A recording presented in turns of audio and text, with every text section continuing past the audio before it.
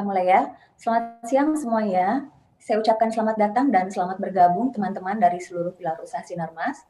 Terima kasih atas partisipasinya sudah bergabung dalam Sinarmas Integrated Learning Event Smile Online. Perkenalkan, saya Etina Pamilian Gensana atau GG dari Smartfriend akan memandu diskusi kita pada siang hari ini. Nah, sebelum kita mulai, ada beberapa aturan yang perlu saya sampaikan di sini. Yang pertama, peserta diminta untuk mengisi daftar hadir. Silahkan klik link yang telah dibagikan di chat room Zoom, juga di YouTube. Yang kedua, bagi peserta yang bergabung dengan menggunakan Zoom, mohon agar audio dapat diatur dalam mode mute dan video dalam mode off, demi kelancaran acara kita. Yang ketiga, peserta yang ingin bertanya agar menuliskan nama dan dari mana, pertanyaannya ditujukan kepada siapa, lalu isi dengan pertanyaan. Contohnya, GG dari Smartfriend ditujukan kepada Dr. Fani, pertanyaannya, apakah ada tips untuk pemulihan cedera kaki saat berlari yang dapat dilakukan sendiri di rumah? 4. Pertanyaan dapat disampaikan baik melalui Zoom, juga melalui YouTube. 5. Mohon agar menggunakan pakaian yang nyaman, serta santai tapi sopan, karena di akhir acara akan ada kegiatan mengikuti gerakan yang dipandu oleh terapis dari Eka Hospital. Baiklah, itu sekilas dari peraturan yang perlu kita pahami bersama. Nah, siang ini telah hadir bersama dengan kita semua, 2 orang narasumber yang sangat mumpuni di bidangnya. Ada Ari Abdia, Head of Prepaid Service Management PT Smartfriend Telekom Tbk. Kali ini akan berbagi pengalaman selaku koordinator dari Smartfriend Runners dan juga Sinarmas Runners. Dan kemudian ada juga Dr. Fani Aliwarga SPKFR, dokter spesialis kedokteran fisik dan rehabilitasi Eka Hospital BSD. Selamat siang Mas Ari, selamat siang Dr. Fani. Selamat siang Gigi, selamat siang semuanya. Halo, selamat siang. Senang sekali ya Mas Ari dan juga Dr. Fani bisa meluangkan waktunya pada siang hari ini. Terima kasih untuk Mas Ari dan Dr. Fani. Maka selanjutnya untuk mempersingkat waktu, saya akan berbincang terlebih dahulu dengan Mas Ari nih. Mas Ari, salam sehat selalu. Saya lihat segar sekali nih ya, fresh sekali hari ini. Iya, alhamdulillah Gigi, tetap sehat-sehat. Iya. Sama ya. Mas, sebelum kita mulai, Mas, ada satu video yang akan kita tampilkan di sini, Mas. Kita lihat dulu, saksikan bersama teman-teman semua.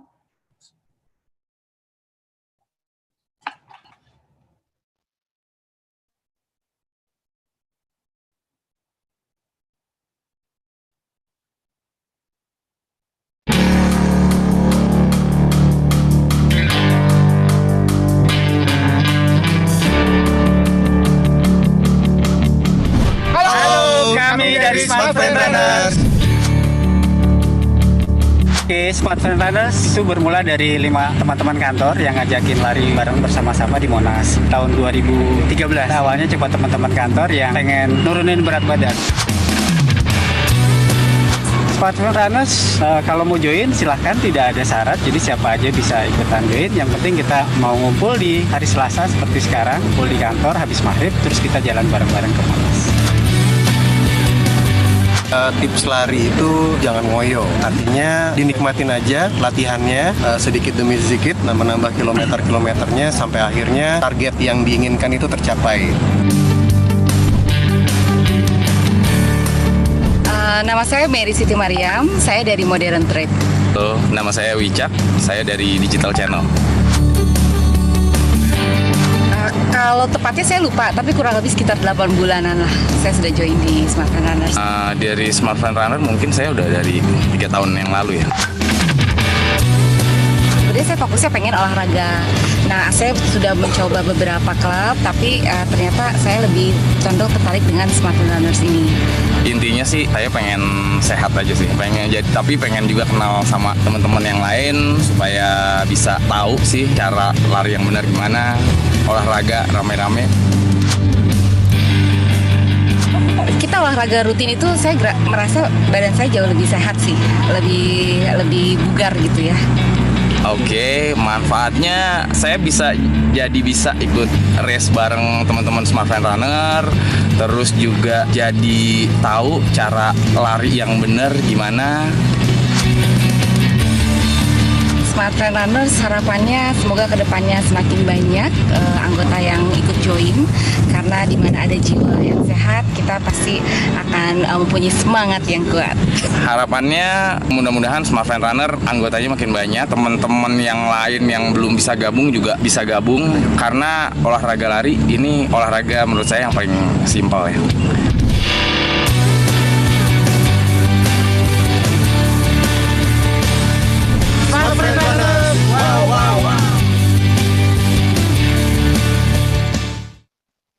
Nah, Mas Ari, tadi kita sudah lihat bareng-bareng nih ya kegiatan sekilas dari Smart Friend Runners. Boleh diceritakan kembali nggak sih Mas? Karena kan Mas Ari nggak cuma aktif di Smart Friend Runners seperti yang tadi kita sebutkan ya, join juga Iya. di Sinarmas Runners sebagai kelompok yang lebih besar. Kegiatannya apa aja sih Mas? Dan kalau boleh diceritakan manfaatnya, kalau kita join di komunitas seperti ini, apa aja tuh Mas Ari? Silahkan Mas Ari. Oh iya, terima kasih Pak Gigi. Sebelumnya saya ingin menyapa dulu semuanya. Terima kasih udah bisa kita sharing hari ini bareng-bareng ya. Jadi ceritanya kalau ngomongin Smart Friend Runners dan Sinarmas Runners itu apa sih? Coba kita klik next. Nah ini ada gambar nih tentang kita nih. Komunitas Smart Friend Runners dan Sinarmas Runners itu ada satu kesamaan. Jadi kita sama-sama yang hobi lari dan hobi ngumpul bareng. Nah jadi sebenarnya kita komunitasnya komunitas yang fun, kita ngumpul bareng, terutama yang kita punya hobi yang sama yaitu lari. Awalnya kita komunitas ini terbentuk ya, kalau dibilang udah cukup lama ya, 2013. Awalnya tuh cuma ya 5 orang kita, terutama saya tuh diajakin untuk yuk olahraga ikutan, apa sih gitu, lari aja di Monas gitu. Oke deh gitu kan. Jadi awalnya dari 5 orang yang kita lari bareng habis kantor gitu ya. Dari kantor kan dekat dari Sabang ke Monas tuh. Nah di situ ternyata lari ini olahraga yang paling enak nih, simple, nggak perlu banyak alat, cuma bawa kaos sama bawa sepatu udah kita bisa lakukan. Nah alhamdulillah nih dari teman-teman yang hobi yang sama kita ikut bergabung dan sekarang kalau dilihat di WAG member kita tuh udah ada 110 orang Mbak Gigi, jadi lumayan banyak di situ ya. Banyak Nah, ya Mas ya? Iya, itu di Smart Friend Runners ya. Nah, seiring berjalannya kita komunitas ini kan sering ketemu di event-event. Nah, ternyata di grup pilar-pilar Sinarmas juga banyak nih teman-teman yang hobi yang sama nih. Makanya hampir di tahun yang sama juga nih 2013 beberapa teman di pilar-pilar Sinarmas yang lain ketemu nih. Jadi kita saling sharing di situ, kita bikin grup juga. Nah, terbentuklah PAG Sinarmas Runners di situ. Kalau dilihat mereka juga lebih istilahnya udah lebih senior lah dari kita dari berlari. Kelihatan dari fotonya ya Mas ya. Ya kan jadi di sini kita seru lah. Jadi Seru yang ya, jelas fun kita ya. seneng betul have fun bareng, kita sharing dan kemeringat seger untuk olahraga sehat. Yes. Nah kegiatan dan manfaatnya apa? Coba next. Nah, di sini kita lihat nih, sebenarnya kegiatan dan manfaatnya cukup banyak ya kalau kita lihat. Ini cuma salah satu saja yang beberapa yang kita sebutkan di sini. Kita kalau di Smart Friend Runners ada latihan rutin. Jadi latihan rutin kita tiap Selasa.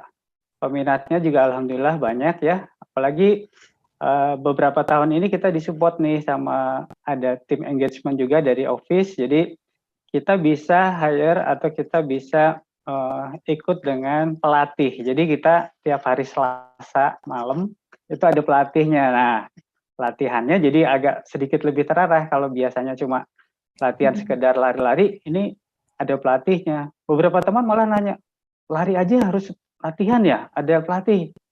Nah, ternyata memang lari itu kalau emang agak serius atau pengen serius, pengen lebih baik, ya kita harus tahu dasar-dasarnya. Nah, di latihan rutin itu kita ada pelatihnya.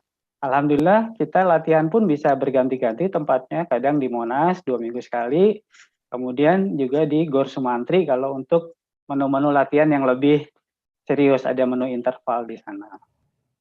Nah itu latihan rutinnya.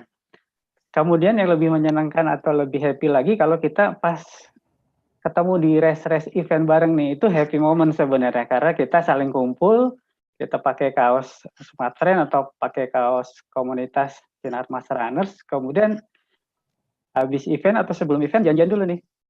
Mungkin event atau larinya orang punya pace masing-masing ya, tapi yang penting kita ngumpul, kita bisa PB. Di situ kita bisa foto bareng. Nah, itu tuh senangnya kalau kita bisa lagi ngumpul, kita bisa foto bareng. Nah, hal lain yang kita coba sharing di dalam WAG itu tidak hanya event-event atau jadwal event, tapi di situ juga ada beberapa knowledge yang kita sharing. Jadi sebenarnya kalau kita lihat di WAG itu populasinya tuh beragam, mulai ada yang udah senior, ada yang masih baru latihan, kemudian ada yang juga udah merambah ke olahraga yang lain. Nah, jadi di WAG Group itu justru banyak value-value yang kita bisa dapat. Jadi nggak usah minder kalau di grup kita ada yang, udah larinya udah sampai puluhan kilo, malah ada yang ultra dan ada yang trail. Seperti ini, Mbak Gigi juga ini salah satu idola kita nih di Smart Friend Runner. Karena nggak cuma lari, ternyata juga sudah trail dan juga udah main sepeda juga. Nah, itu dari sisi kegiatan. Kalau manfaatnya banyak. Sebenarnya manfaat utama adalah kita jadi tadi seperti udah sharing di video sebelumnya, pengen cari sehat sih sebenarnya. Jadi olahraga untuk dapetin sehat, badan lebih fit, kemudian juga dapat istilahnya kita saling kenal dengan teman-teman yang lain. Jadi kalau di kantor tidak hanya teman satu departemen nih, jadi kita bisa tahu teman yang dari lintas departemen. Nah, di situ lebih enak nih, jadi kita engage dengan beberapa teman-teman departemen lain. Jadi kalau ada urusan pekerjaan biasanya jadi lebih enak, kita nggak melulu ngomongin kerjaan, jadi kita bisa ngomongin, oh iya nih kemarin gimana eventnya, ikut yang di mana, ceritanya bisa lebih mengalir Jadi gitu. seru ya. Betul. Nah disitulah senangnya kita engage. Yang jelas kemudian karena kita udah saling mengenal, biasanya lebih produktif tuh pekerjaan, lebih cepet cek gitu. Jadi kita kerjaannya lebih enak gitu. Nah, di skop yang lebih luas lagi nih, Sinar Mas Runners lebih asik lagi nih, karena tidak hanya satu company, kita ketemunya sama pilar-pilar yang lain. Nah, di forum Sinar Mas Runners ini kita malah kenal juga, oh iya ternyata ada teman-teman yang biasa latihannya di kebun, di daerah APP itu kan di kebun-kebun atau daerah yang lebih asik gitu loh. Jadi di situ kita dapat sharing knowledge yang lebih luas lagi. Nah, ngomongin sinergi nih, Sinar Mas Runners ini kita kemarin tahun lalu juga ada satu event bareng, lari bareng yang kita bisa ikut terlibat di sana. Coba next kita lihat beberapa fotonya. Nah, ini nih. Waduh, seru-seru ya. Nah, ini seru banget nih. Ini alhamdulillah banget kita klub Sinar Mas Runners dilibatkan untuk satu event besar dari grup Sinar Mas. Di sini kerjasama antara Kompas sama APP tahun lalu bikin event paper run, jadi lari dan berdonasi. Jadi lebih acara ke untuk donasi. Nah di sini kita benar-benar terlibat dari awal waktu konsep acaranya seperti apa sampai dengan di eventnya.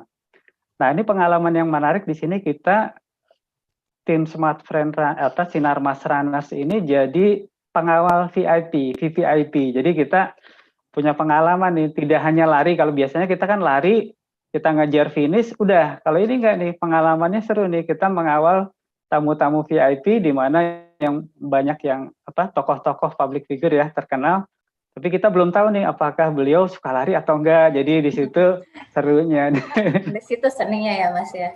Iya betul.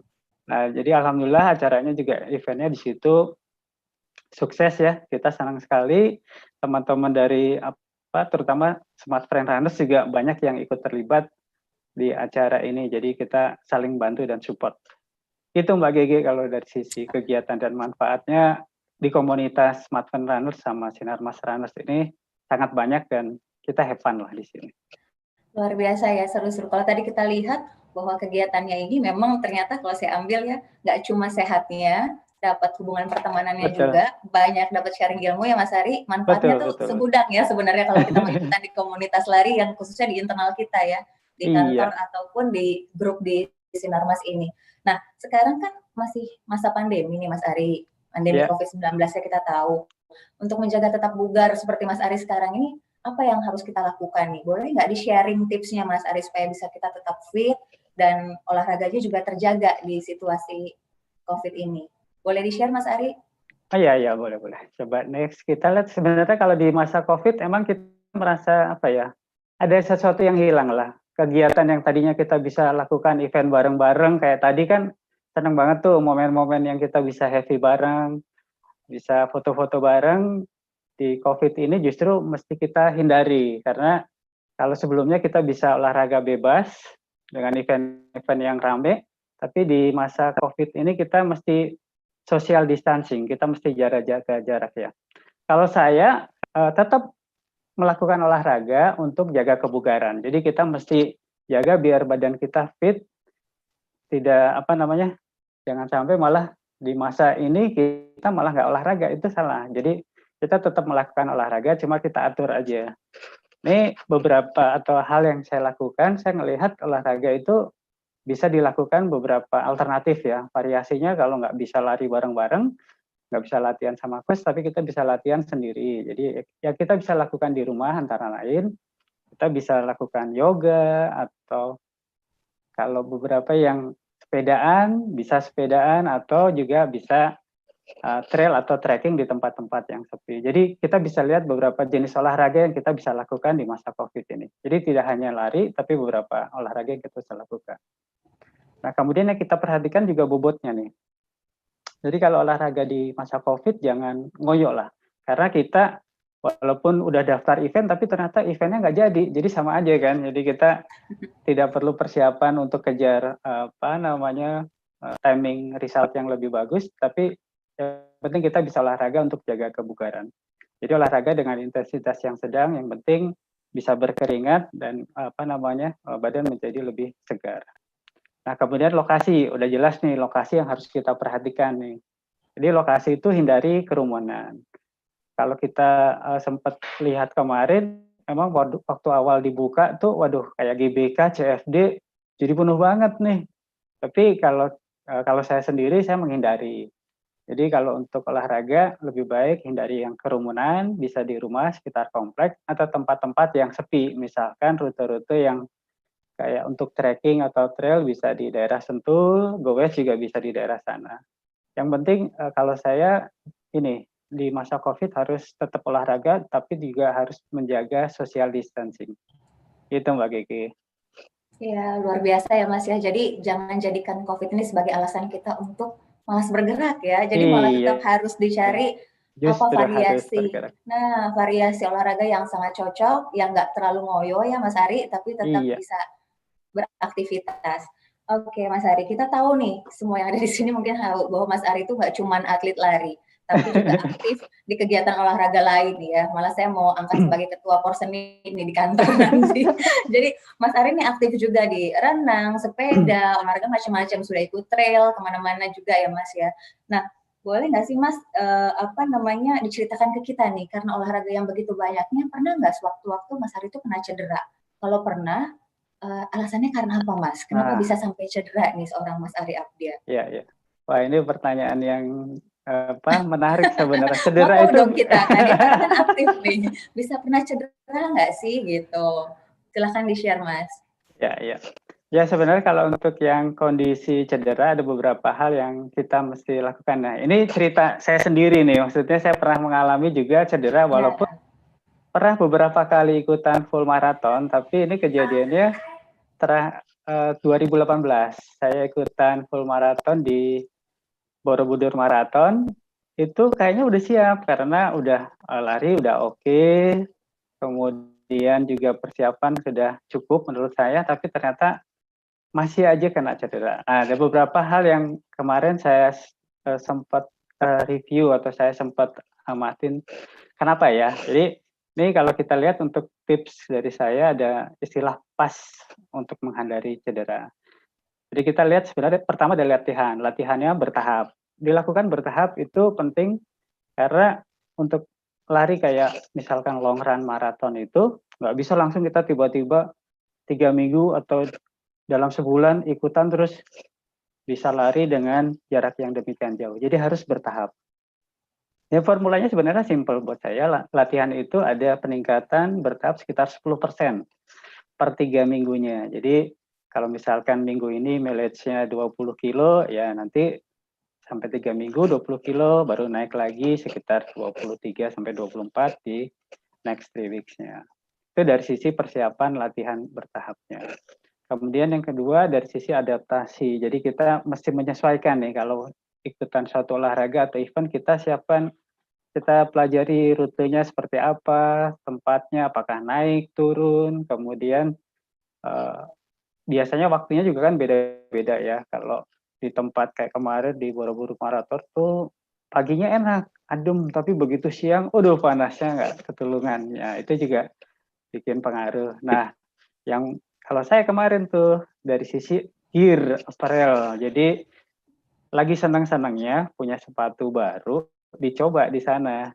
Kalau latihan sepatu udah dipakai sekitar 10 sampai 15 kilo enak. Tapi begitu udah naik ke 20 kilo ke atas, wah kerasa nih loh kok bikin kakinya jadi kerasa lebih cepat kram. Nah, jadi itulah kesalahan yang saya lakukan pada saat itu. Jadi pakai gear yang kelihatannya enak, tapi ternyata untuk long run belum tentu enak karena kita belum coba seperti dengan rute yang sejauh yang di event itu. Jadi pentingnya adaptasi sama simulasi. Jadi simulasinya waktu itu saya hanya simulasi dengan sepatu itu hanya sekitar 15 kilo. Dipikir udah oke, ternyata enggak. Sekitar kilometer ke 25-30 udah mulai itu perjuangan. Akhirnya saya terpaksa DNF di sekitar kilometer 40. Nah, itu DNF full marathon saya yang pertama. Kalau di berikutnya, ini yang perlu dilakukan stretching itu wajib sih. Jadi kalau stretching sebelum pemanasan dan sebelum pendinginan itu dilakukan. Nah ini juga salah satu tips yang saya dapat justru agak di terakhir-terakhir karena kita dapat materi dari coach waktu latihan. Nah itu baru ternyata pentingnya di situ. Nah kalau kita lakukan nih progresif atau latihan bertahap, kemudian dengan adaptasi, penyesuaian, baik itu rute maupun gear-nya, dan kita juga udah sempat simulasi jaraknya, dan melakukan stretching, ya insya Allah sih untuk di event-event kita bisa lebih nyaman lah. Walaupun mungkin ada beberapa hal-hal yang menyebabkan cedera, mungkin nanti yang lebih banyak menjelaskan dari Dokter Fani di situ ya. Itu Mbak Gege sharingnya. Aduh, jadi rupanya cedera itu hanya karena hal kecil bisa terjadi ya Mas ya. Betul, Nggak sangka-sangka dari aparel yang baru, sepatu yang baru, yang juga sebenarnya karena foto banyak tadi yang diceritakan Mas Ari, mungkin hari ini mau tampil beda nih dengan sepatu baru, tapi ternyata masih belum biasa, bisa impact juga ke performance kita pada saat lomba ya Mas Ari. Iya, ini betul. rumusnya pas nih ya, progressive simulation gitu ya. Aduh, luar Ya. biasa. Terima kasih Mas Ari. Terakhir nih, boleh nggak sih kita Ya. dibagi tipsnya sebelum kita memulai olahraga tuh biasanya seorang Ari Abdiya melakukan apa sih? Dan supaya bisa enjoy larinya, ngapain aja Mas Ari sebelumnya? Boleh di-share nggak ke kita? Ya, oke. Coba next. Kalau dari saya sebenarnya saya itu bukan atlet ya, jadi saya hanya penggemar olahraga. Jadi olahraga pun sebenarnya untuk semua olahraga untuk menjaga badan lebih segar, bugar dan fit. Nah makanya kalau dari saya tipsnya kita pakai kata fit itu ya. Jadi fit itu kita kalau olahraga patokannya atau pedoman acuannya itu dari frekuensi, intensitas dan model latihannya teratur. Jadi kalau dari sisi frekuensi, kalau untuk jaga kebugaran cukup sebenarnya dari literatur WHO itu cukup 150 jam per minggu. Kita melakukan olahraga itu fleksibel, jadi bisa dilakukan dalam mingguan. Jadi misalkan 150 jam per minggu itu dilakukan dalam biasanya saya 4 atau 5 hari. Jadi kalau misalkan 5 hari berarti per latihannya cukup 30 menit, jadi nggak usah lama-lama. Tapi kalau waktunya bisa lagi panjang ya kita bisa lakukan sampai dengan 45 menit, itu lebih ideal lagi. Nah kemudian dari intensitas nih, kalau olahraga itu ada beberapa hal yang jadi indikator ya. Kalau saya lari biasanya saya ngukur HR, heart rate. Jadi heart rate itu di sini pedomannya ada angka standarnya 220 dikurangin usia. Jadi misalkan saya usia di 50, 220 dikurang 50, 170. Tapi larinya jangan sampai mentok 170.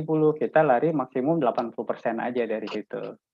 Nah itu harus dijaga tuh. Jadi kebanyakan kalau teman-teman lari sebenarnya gampang, nggak usah pakai jam juga bisa sih. Kita secara alami kita bisa lihat kalau kita larinya udah sampai ngos-ngosan tuh, wah itu berarti heart rate-nya udah agak naik. Nah, kalau udah ngos-ngosan dan ngobrol aja susah, nah itu berarti mesti dijaga, diturunin, dipelanin, atau istirahat dulu nggak apa-apa. Jadi lari itu juga kan kita nggak usah harus lari terus, bisa dikombinasi dengan jalan, istirahat sebentar, kemudian jogging lagi. Jadi nggak usah ngejar pace terlalu tinggi, tapi yang penting kita bisa enjoy. Kemudian latihan pun ya kita lakukan teratur yang tadi bertahap. Jadi ada peningkatan ya kira-kira 10% per 3 minggunya. Dan ini yang penting, emang yang terakhir yang tadi kita tekankan lagi, ini ilmu dari coach saya nih, Coach Pascalis kalau saya bisa sebutkan. Itu stretching. Jadi stretching itu menu wajib yang harus dilakukan sebelum dan sesudah olahraga. Itu Mbak Gege, tips dari ala-ala dari saya. Tipsnya Mas Ari sudah lengkap sekali, fits ya. Jadi kita harus perhatikan juga heart rate ya Mas. Jadi jangan karena keasikan lari, nggak lihat-lihat detak jantungnya lagi, heart rate-nya gimana, diterusin aja ya. Lebih baik kita cooling down, ya, lebih baik cooling down, istirahat, ya. Jalan, kemudian nanti lanjut lagi. Sama yang terakhir nih ya, stretching. Kadang suka lupa, abis euforia selesai lari, foto-foto langsung pulang gitu. Nah. Lupa stretching pada saat selesai olahraga juga. Ini yang perlu diperhatikan.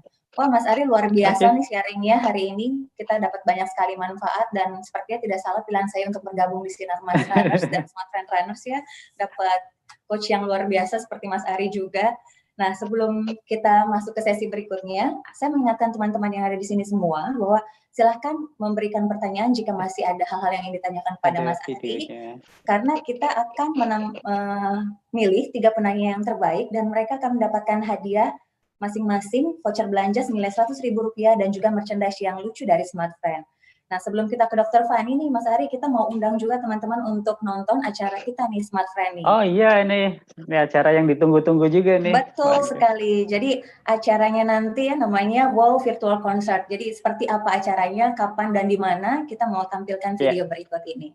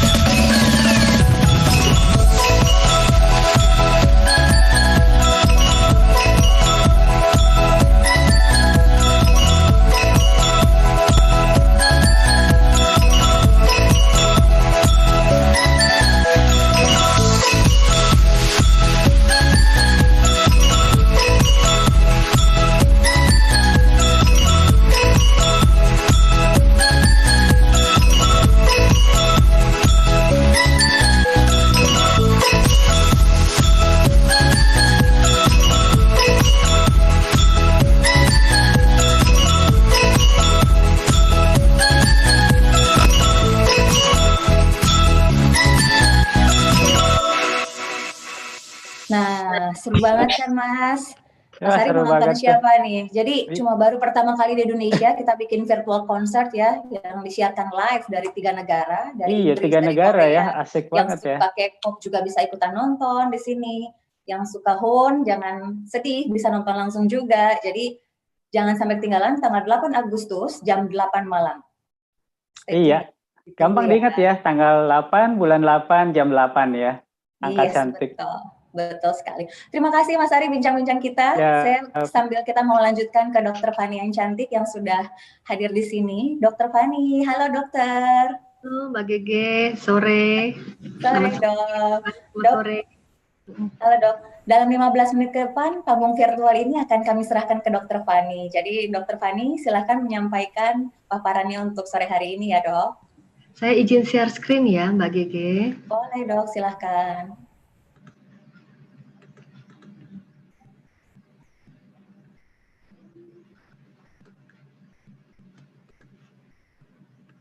Oke, bisa terlihat ya? Bisa, bisa. Ya. Oke. Jadi saya menyambung ya untuk yang hari ini dari pembicara sebelumnya Mas Ari, kita bicara mengenai bagaimana kita bisa berlari dengan sehat. Perkenalkan, saya Dr. Fani Aliwarga, saya spesialis kedokteran fisik dan rehabilitasi dari Rumah Sakit Eka Hospital yang cabang BSD. Oke, saya memperkenalkan diri dulu. Apakah dokter spesialis kedokteran fisik dan rehabilitasi? Jadi kalau memang ada cedera itu bisa berlaku untuk yang atlet atau memang pegawai-pegawai kantor yang sedang mencoba untuk belajar lari atau berolahraga, atau ibu rumah tangga yang sakit pinggang, sakit ankle, kesleo, itu biasanya bisa datang ke bagian rehab medik. Kami adalah dokter spesialis dengan pendidikan juga selama dokter umum dulu 4 tahun, kemudian menjadi dokter spesialis selama 4 tahun lagi. Jadi bagian otot, tulang, dan juga sport atau olahraga adalah salah satu aspek dari dokter spesialis kedokteran fisik dan rehabilitasi. Mungkin ada banyak teman-teman partisipan peserta di sana yang belum common dengan dokter rehab medik ini ya. Oke, jadi slide pertama adalah kita seberapa banyak sih harus olahraga. Ini buat yang memang belum memulai, sebenarnya ada guideline-nya. Hampir sama dengan slide yang ditampilkan oleh Mas Ari sebelumnya, kita berpatokan pada ACSM. ACSM adalah American College of Sport Medicine. Jadi apa yang kita tampilkan itu bukan kata si dokter A atau kata dokter Fani, tetapi memang semuanya itu sudah ada guideline-nya. Di guideline itu cukup lengkap. Yang saya tampilkan adalah terutama yang untuk orang sehat. Jadi kewajiban kita adalah kita berolahraga dengan intensitas yang moderate saja cukup selama 150 menit dalam 1 minggu. 150 menit kalau kita breakdown itu kira-kira 2,5 jam, 2,5 jam dalam 1 minggu. 1 minggu itu kan ada 5 hari, ada 7 hari ya kalau kita terus-terusan olahraga.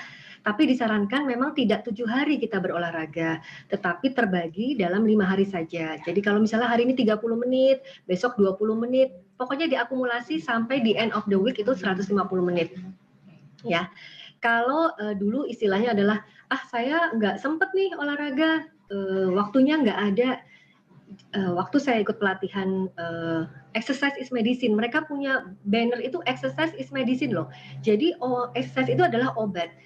Nah, kita harus mencoba membuat waktu untuk berolahraga. Jadi tidak ada lagi harusnya istilah tidak sempat, karena memang we have to make time for exercise. Jangan lagi berpendapat bahwa nggak sempat untuk olahraga. Kalau dulu kan, udahlah nanti kalau pulangnya sempat aja deh, saya sempat jalan-jalan gitu ya.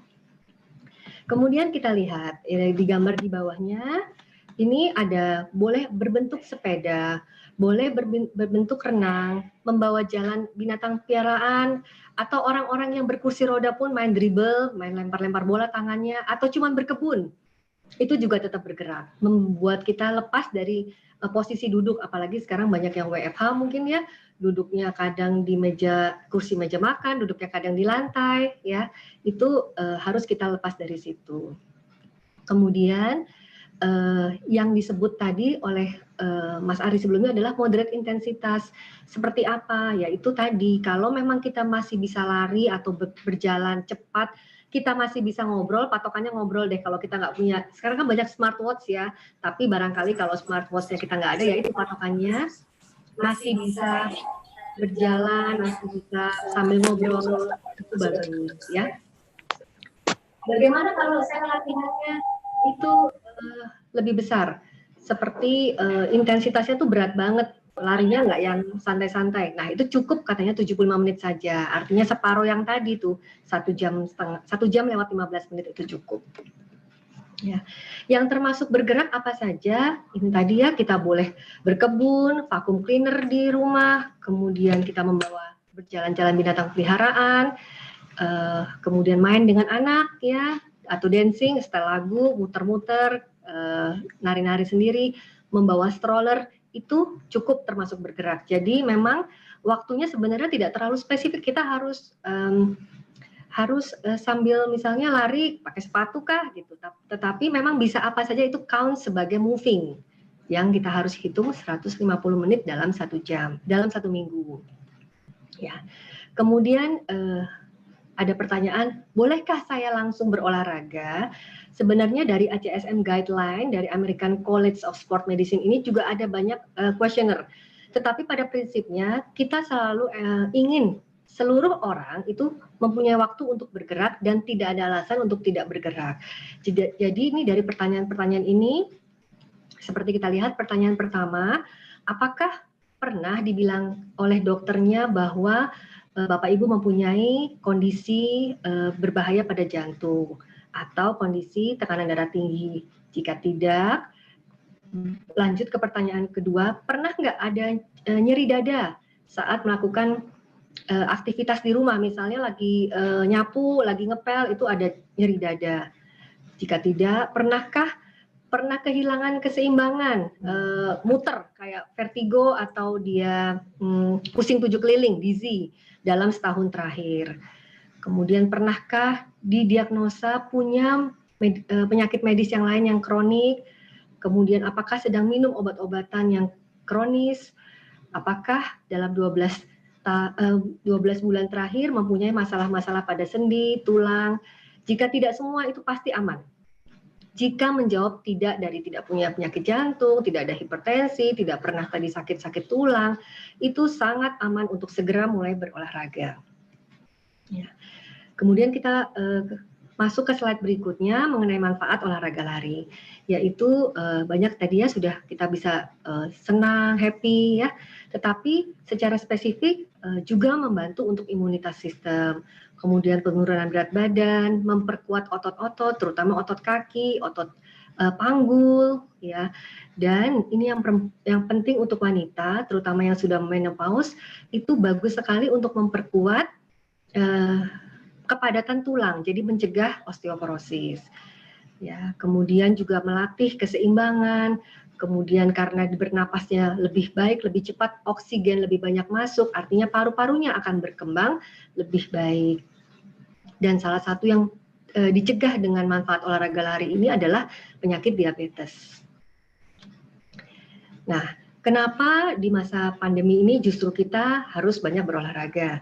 Karena tadi saya katakan dengan kita di rumah saja selama yang mungkin bulan Maret, April, Mei, itu ada satu jenis hormon yang kalau kita stres itu hormonnya tinggi. Nah, itu melemahkan imunitas tubuh kita.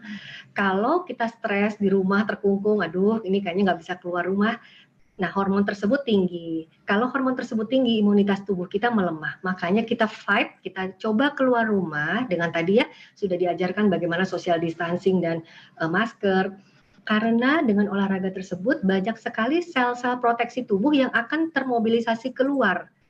Yang dicegah bukan cuma karena efek pandemi ini, penyakit flu biasa pun juga bisa membaik, atau kita malah prevent ya dari penyakit-penyakit tersebut. Jadi ini jurnal ini aja, bacaan ini aja 2020, Maret 2020. Jadi memang sudah dideklar exercise, imunitas, dan COVID-19 pandemik itu ada hubungannya. Ya. Kemudian kita bicara mengenai society running. Ya. Jadi ini saya dapatnya yang 2012 sebenarnya, bahwa banyak sekali runners ya di Amerika, tentu saja di slide berikut ada yang di Jakarta, meningkat. Jadi olahraga tersebut meningkat, terlihat juga dari sekian billion US dollar spend untuk running shoes, kemudian banyak lagi kegiatan-kegiatan untuk charity race untuk dari kegiatan lari tersebut. Bagaimana dengan di Jakarta ini yang saya coba cari di internet ya, ada komunitas yang lain ya bisa dilihat, dan satu lagi mungkin yang saya diundang di sini, terima kasih ya untuk komunitas ini, Smart Friend Runners ya, dan kemudian Sinarmas Runner ya. Ini mungkin gambarnya saya dapat dari internet, tidak tahu, mudah-mudahan ada Mas Ari sama Mbak Gege di sini. Iya, waduh makasih ya Dr. Fani, ini ada foto kita juga di sini. Mudah-mudahan ada, karena saya tidak tahu ini, tidak ada tahunnya Mas waktu dicari ini. Iya, ini awal-awal nih kita 2000, masih ya. Di Jakarta. Jadi istilahnya kalau saya sudah mudah cari di internet berarti sudah terkenal ya ini Smart Friend. Oke, kita lanjut. Nah, apa itu running? Tadi Mas Ari bilang ada coachnya khusus, ada pelatihnya khusus. Kalau yang belum mengerti barangkali cuman taruh kaki sebelah di situ, kaki sebelahnya diangkat, udah jalan aja gitu kan ya. Tapi kalau kita lihat video ya, ada satu kaki yang naik, ada satu kaki yang menapak. Kaki yang menapak itu bisa menapak lewat belakang kakinya, ya. Kemudian pada waktu bergerak itu ototnya mulai dari pergelangan kaki, telapak kaki sampai ke panggul itu bergerak. Bahkan karena ada ayunan tangan, itu pun bahu juga bergerak. sampai ke leher otot-otot dada. Dari video ini saja kita bisa lihat bahwa cederanya memang impact-nya adalah banyak di kaki atau setengah badan ke bawah lah. Bisa sampai dari pinggang, kemudian paha, panggul, sampai ke pergelangan kaki dan telapak kaki. Ya, oke. Pada waktu kita menghentak, menapakkan kaki ke lantai, itu kita memberikan gaya ke lantai ke jalanan. Nah, kemudian kita lihat slide berikutnya. Ini kita bicara dulu teorinya bahwa hukum Newton ketiga, kalau di setiap aksi akan selalu ada reaksi. Kalau saya nggak kenal sama sebelah saya terus saya cubit, pasti saya diteplak. Ya kan? Kalau saya melakukan sesuatu, saya menapakkan kaki ke lantai, ada reaksi balik dari lantai yang itu masuk ke dalam sendi-sendi kita. Itulah makanya mungkin bisa jadi masuk akal bahwa kalau kita berlari di surface yang agak keras, pasti akan lebih mudah cedera. Ya, karena apa yang kita hentakkan ke lantai balik lagi ke kita. Itu sesuai dengan hukum Newtonnya. Nah, bagaimana dengan resiko cedera saat lari? Hampir dari seluruh runners, sekali dalam setahun 56%-nya itu bisa mengalami cedera. Jadi kalau kita ada partisipannya di sini, misalnya ada 100 orang, nah 50 orang di sini barangkali sekali dalam setahun pasti pernah cedera, itu sudah ada angkanya. Ya, kemungkinan cederanya paling besar adalah terjadi karena overuse injury. Ya, kemudian overuse itu berulang-ulang, jadi cara pakainya itu berlebihan. Kemudian ada resiko untuk running injury lagi 20% setelah cedera pertama.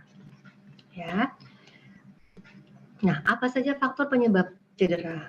Kita bagi menjadi 2 faktor yang berasal dari luar, yaitu training errors tadi ya, dikatakan biasanya kita sebut too much, terlalu jauh, terlalu banyak, too often, terlalu sering, kemudian cara lari, too long, terlalu panjang, kemudian durasi larinya terlalu lama untuk pemula, kemudian equipment, shoe type, shoe age ya, umur sepatu tadi sudah disebutkan, kemudian environment. Jadi kalau kita lari tadi di tempat yang surface-nya lebih keras, misalnya trotoar ketimbang yang ada semak-semak, itu barangkali berbeda nanti cederanya. Ya, kemudian faktor dari tubuhnya, tubuh dari pelari sendiri. Jadi ada bone alignment, artinya struktur tulangnya, apakah memang dia ada kaki tapak datar, atau memang sedikit kalau kita lihat itu lututnya sedikit X atau sedikit O. Muscle imbalance yang kedua ini, artinya ototnya memang tidak terlatih dengan baik. Tadi kita lihat di video, kalau mau lari, baik otot paha depan, otot paha belakang, itu harus kita latih dengan seimbang. Ya. Oke, jadi, too much, too soon, too fast itu adalah salah satu kemungkinan paling sebab terbesar untuk training errors. Ya. Biasanya dikatakan kalau untuk pemula, mulailah dari 20 menit, 1 kali berlari. Ya, kemudian dalam seminggu jangan lebih dari sekitar 20 km sampai 30 km untuk seminggu untuk pemula. Ya, kalau memang sudah yang tahapannya sudah lebih advance, ya itu baiknya batasi seperti maraton itu 2 sampai 3 kali dalam setahun. Biar apa? Tubuh ada waktu untuk memperbaiki atau healing sendiri. Kemudian jangan lupa warming up. Kalau inadequate, tidak melakukan warming up dengan baik, kemudian kekuatan otot, kelenturan ototnya kurang baik, itu biasanya juga cenderung untuk mudah terjadi cedera. Ya. Apa saja yang bisa terjadi cedera? Tadi sudah dilihat dari video, mulai dari kaki yang di bawah, ya kita ada namanya Achilles, kemudian pergelangan kaki, cedera ankle sprain, ya sampai ke lutut, ke paha, sampai pinggang pun low back pain bisa. Ya, ini yang paling sering pada exercise running. Sekarang bagaimana untuk cara mencegah cedera? 1 ya, know your limits. Jadi saya setuju bahwa ada rule 10%. Naiklah 10% increment. Jadi biasanya kalau tadi kita mulai untuk pemula 20 menit, di 1-2 minggu berikutnya naiklah maksimal 22 menit, 2 menit saja. Oleh karena itu makanya di minggu kedua, minggu berikutnya pasti bisa sudah naik jadi 5 menit. Jadi weekly training itu jangan naik baik dari menitnya, baik dari kilometernya, itu jangan lebih dari 10% ya. Kemudian dengarkan tubuh. Jadi tubuh itu kalau ada sakit, ada bengkak, itu ada warning di situ. Kita harus tahu kapan bahwa kita bisa mulai lagi segera atau memang kita harus istirahat ya. Jangan lupa strength training. Tadi kita lihat bahwa kalau kita lari, ototnya bergerak semua di kaki, sampai ke punggung, sampai ke tangan. Baiknya kita corporation dengan lakukan latihan-latihan untuk strength training untuk kaki, untuk otot paha, untuk tangan, untuk pinggang, ya. Di slide yang warna hijau ini ada cross training namanya. Itu yang dilakukan oleh saya rasa tadi Mbak Gege dan Mas Ari. Jadi tidak hanya sebagai runner. Lakukan renang. Renang itu juga jadi gini, jangan sampai ada pendapat bahwa kalau saya tidak melakukan lari, saya hari ini istirahat lari, saya pasti besoknya kondisi pasti turun. Justru saat ini dipercaya bahwa kalau kita melakukan cross training, artinya olahraga yang tidak harus olahraga yang sama, tetapi berbeda, tetapi melatih otot yang sama, seperti renang. Ya, melatih otot kaki, kita sepedaan, melatih otot kaki. Itu baik sekali. Jadi kita menghindari cedera dengan olahraga yang sama. Jadi cross training itu diperlukan. Jadi seperti kita sekarang multi olahraga ya, itu penting kalau memang kita mau serius ya. Kemudian pertimbangan sepatu, jangan sampai membuat cedera sepatunya. Apakah sepatu itu dipilih yang comfort untuk kita. Dan kalau bisa memang disesuaikan dengan bentuk kaki kita. Ada yang kakinya memang flat foot, ada yang kakinya high arcus, itu pasti berbeda. Kemudian bagaimana kita tahu ya bahwa kalau sepatu baru itu pasti tidak langsung nyaman, atau sepatu yang dikatakan bahwa setiap 500 kilo harus diganti sepatunya gitu ya. Ya, itu yang terjadi itu saya gara-gara sepatu. Coba saya kenal Dokter Fani dulu jadi nggak cedera ya. Jadi tinggal 2 kilo lagi ya Mas Ari ya. Iya.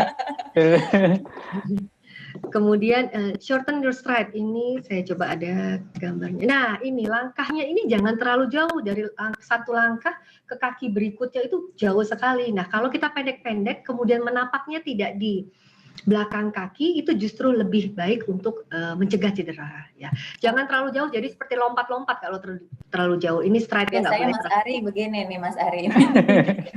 Kalau latihan. Ya, kalau latihan kita bisa lakukan karena kan memang kita ingin strength training ya. Oke, bagaimana kalau kita dapat cedera yang baru?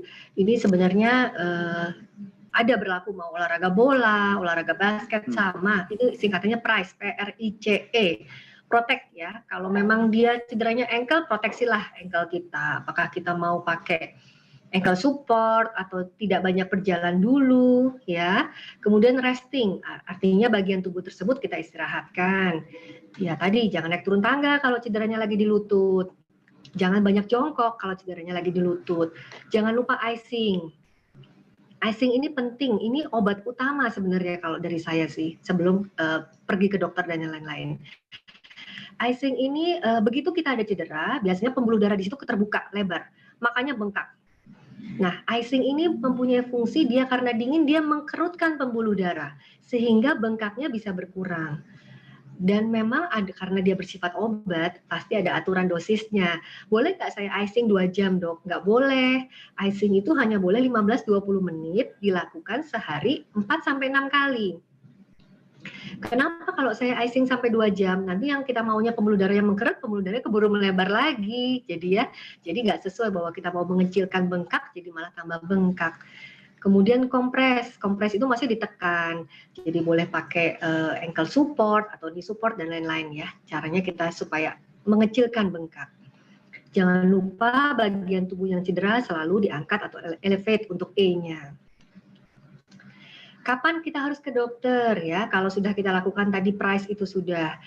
Jadi kalau cuma istirahat saja dan kemudian icing saja tidak cukup untuk menghilangkan nyeri, kita harus mencari tenaga medis. Kemudian setelah kita mencoba kembali lari atau kembali berolahraga, ternyata kita nggak pernah dapat nih intensitas yang sebelumnya kita cedera.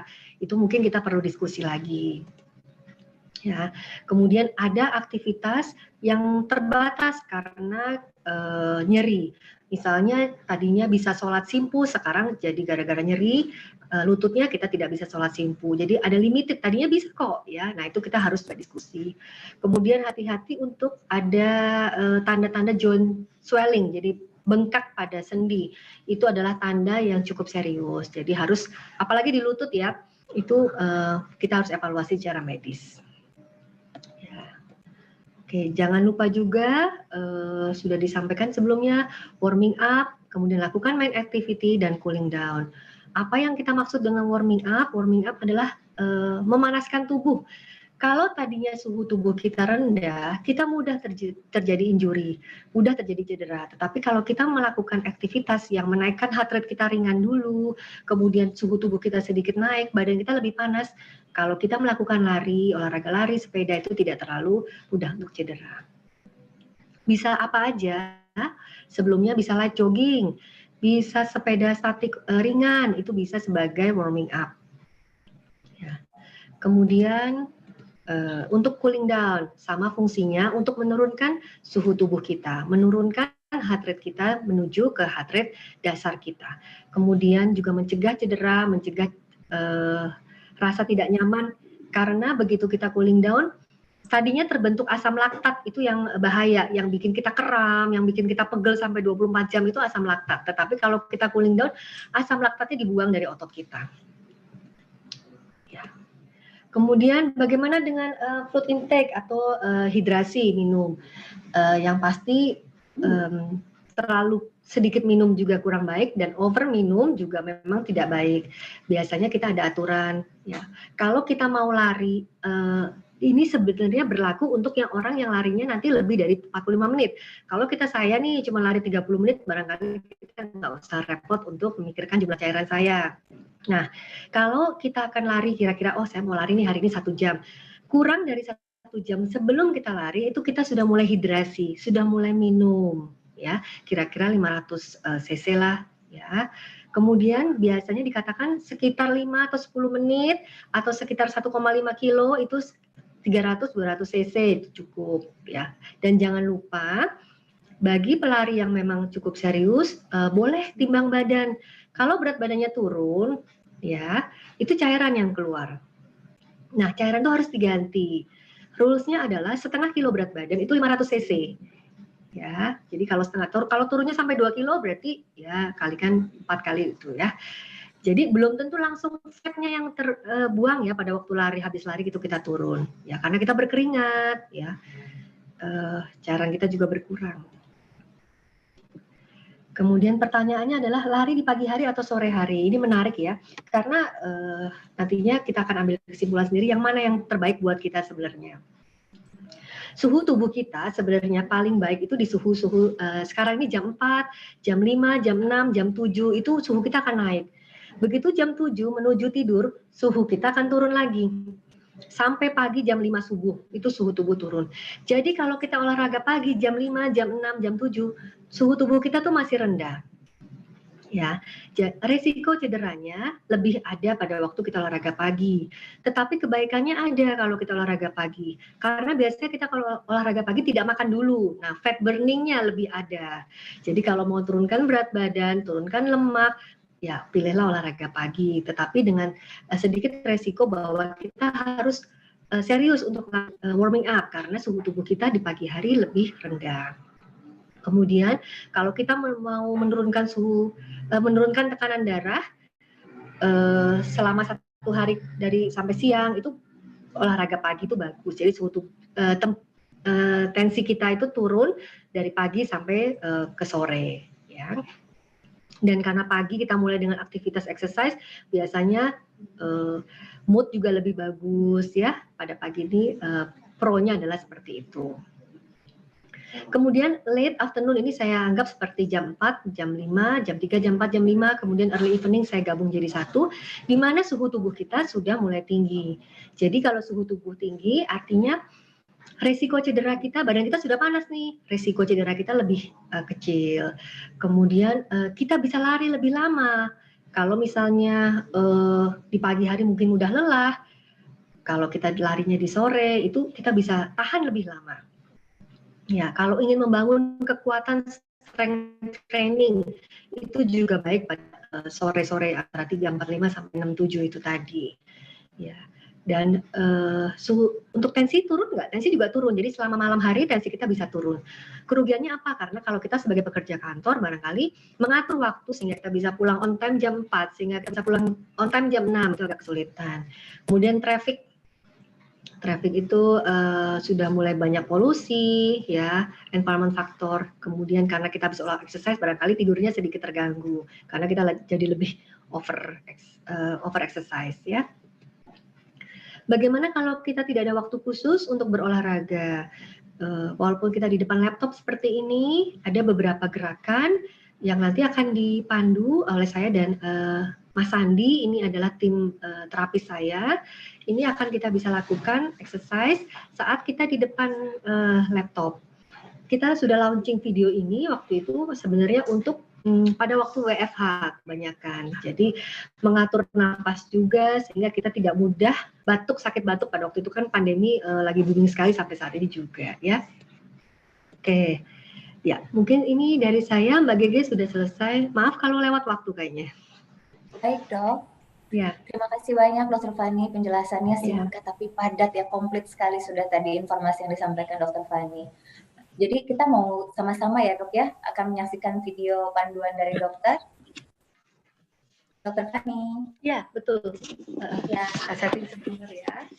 Baik, sambil dipersiapkan Dr. Fani, kami mengundang juga teman-teman untuk bisa membuka videonya supaya bisa ikutan dengan Dr. Fani dan juga rekan Dr. Fani nanti untuk kita melakukan gerakan yang akan diarahkan oleh Dr. Fani.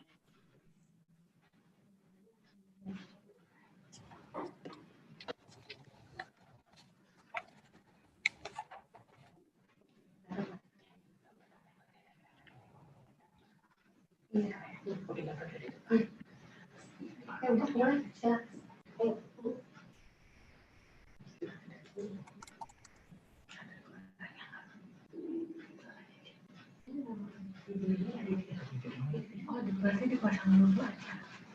Harusnya dipasang dulu. Videonya boleh dipasang, Mbak Gege?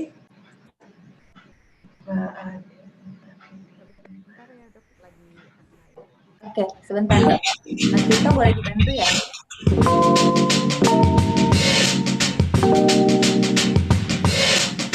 Halo, saya Dr. Fani Aliwarga, spesialis kedokteran fisik dan rehabilitasi medik dari Rumah Sakit Eka Hospital BSD Serpong.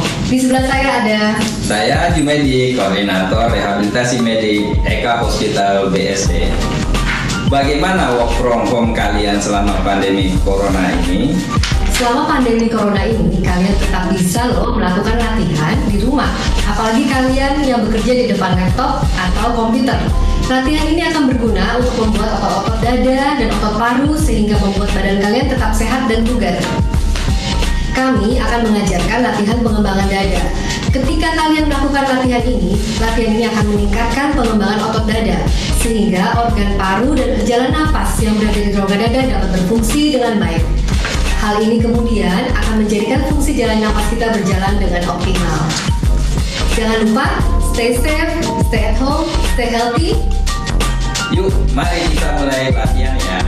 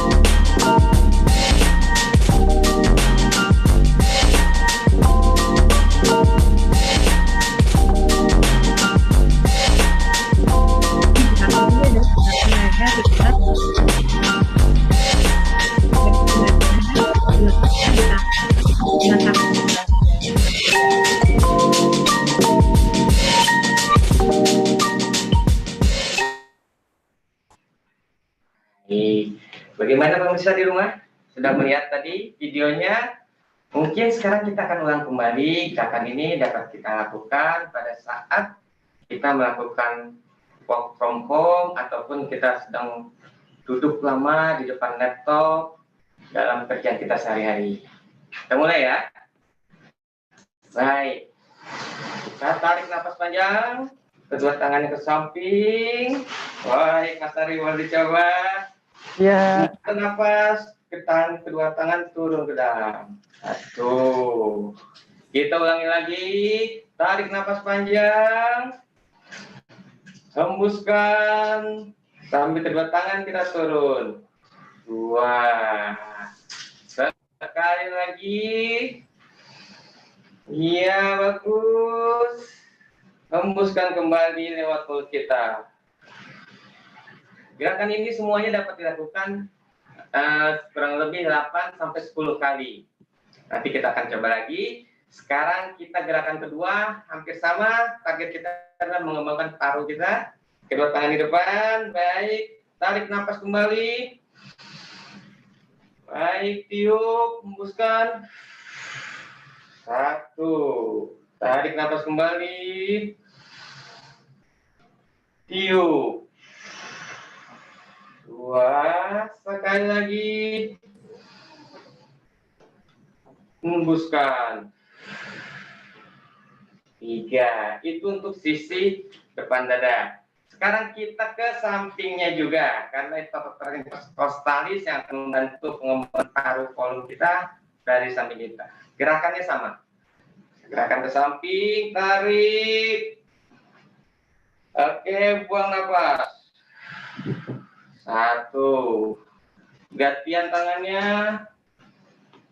Sampai terasa tertarik. Buang nafas. 2. Sekali lagi. Kita buang nafas lagi. Hampir sama semua gerakan kita dapat lakukan 8 sampai 10 kali. Dan kadang-kadang kalau kita bekerja di depan komputer pun leher kita di daerah sini yang merasa lebih pegal, kita bisa melakukan cara gerakan ini. Kita kedua samping. Oke, tarik sampai rasakan otot-otot sekitar leher dan pundak kita tertarik. Tahan sampai 5 detik. 1, 2, 3, 4, 5, lepas, relax. Begitupun sesi satunya lagi, kita bisa tarik.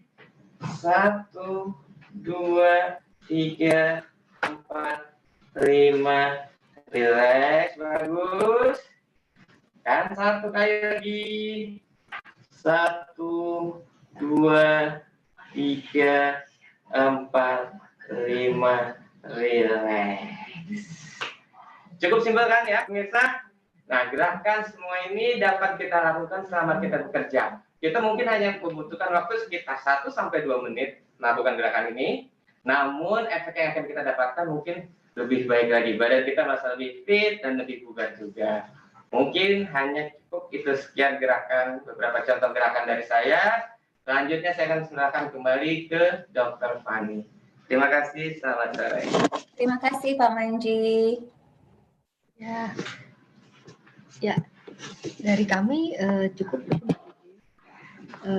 exercise sama tadi materi. Mungkin ada kita lanjut lagi dengan yang berikutnya. Baik, terima kasih Dr. Fani untuk penjelasannya. Kita akan masuk ke sesi pertanyaan, dokter. Buat teman-teman semua yang ada di sini juga boleh mengajukan pertanyaan kepada Dr. Fani. Kita akan memilih 3 pertanyaan terbaik dan mereka yang memberikan pertanyaan terbaik akan mendapatkan hadiah tentunya dari Eka Hospital BSD berupa rapid test di Rumah Sakit Eka Hospital BSD. Jadi akan mendapatkan free rapid test di Eka Hospital BSD buat 3 penanya terbaik di sesi Dr. Fani. Nah, ini sudah ada beberapa pertanyaan untuk sesi pertama, dokter. Kita akan melihat pertanyaan ini ditujukan kepada Mas Ari dan Dr. Fani. Saya akan bacakan pertanyaannya. Sebentar. Pertanyaan untuk Mas Ari. Ya, dari siap. Mbak Emi nih. Waduh, halo Mbak Emi. Pertanyaannya, bagaimana memulai lari lagi setelah lama off? Bagaimana menemukan pace yang tepat untuk kita, Kak? Lalu ada dari Robert Silain, saya jarang banget lari, tapi pernah mengikuti 5K dan lari finish dalam waktu 45 menit ya ini. 45 menit. Apakah ada resiko? Usia saya 42 tahun. Juga bagaimana menyiasati olahraga di dalam ruang atau tempat tinggal dengan keterbatasan area atau ruang gerak di rumah. Sementara jika olahraga di luar ruang terkendala antisipasi penyebaran COVID-19, di mana ada beberapa orang yang berolahraga berkerumun dan tidak menggunakan masker. Ini pertanyaan untuk Mas Ari. Lalu pertanyaan untuk Dr. Fani saya bacakan dulu ya. Yang pertama juga dari Mbak Emi, APP. Berapa persen kita harus mengurangi porsi olahraga saat pandemi ini karena keterbatasan tempat yang ada? Yang kedua dari Kikit, PO Sinarmas. Untuk Dr. Fani, saya 94 kg, tinggi 174 cm. Apa olahraga lari cocok dilakukan? Kata dokter, lutut saya mengalami bone sport atau osteofit karena cedera. Apa solusinya dan olahraga apa yang cocok? Yang ketiga dari Mbak Lili, Bang Sinarmas. Saya seringkali saat lari, telapak kaki terasa sakit untuk melanjutkan lari.